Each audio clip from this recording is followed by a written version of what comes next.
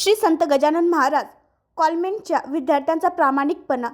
दिनांक 17 डिसेंबर रोजी सायंकाळी 5 वाजता शाळा सुटल्यानंतर श्री संत गजानन कॉन्व्हेंटचे विद्यार्थी वेदांत रुपाली महेंद्र मिश्रा आणि सार्थक गणोरकर हे दोघे शाळेतून घरी परत येत असताना स्थानिक SBI कॉलनी मार्गावर एक लेडीज पर्स पडलेली होती।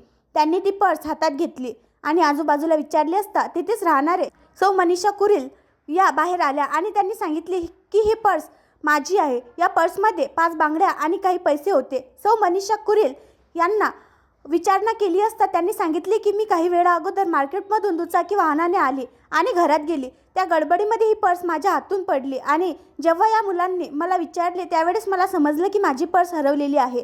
तर सौ मनीषा कुरिल यांनी पर्स चेक करून पर्समधून 100 रुपये काढून विद्यार्थ्यांना देण्याचा प्रयत्न केला, परंतु विद्यार्थ्यांनी आम्हाला पैसे नकोत असे म्हणत ते घरी आले।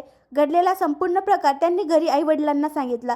ही संपूर्ण बाब ऐकून आईवडील आणि घरातील इतर मंडळी हर्षित होऊन त्यांनी या दोन्ही मुलांची पाठ थोपटून त्यांना शाबासकी दिली। या कार्याबद्दल या दोन्ही मुलांचे प्रत्येकाकडून कौतुक होत आहे। आईवडिलांनी शिकवलेला प्रामाणिकपणा आणि शाळेत मिळालेले योग्य शिक्षण याकरिता वर्ग शिक्षक संगीता धनोकर, मुख्याध्यापिका कविता पाटील यांच्यामुळेच आमच्या मनात कोणतीही लालसा उद्भवली नाही असं मत दोन्ही चिमुकल्यांनी व्यक्त केले। आणखी नवीन व्हिडिओ पाहण्यासाठी आमच्या देशमुख एक्सप्रेस न्यूज चॅनलला सबस्क्राईब करा, लाईक करा आणि शेअर करा।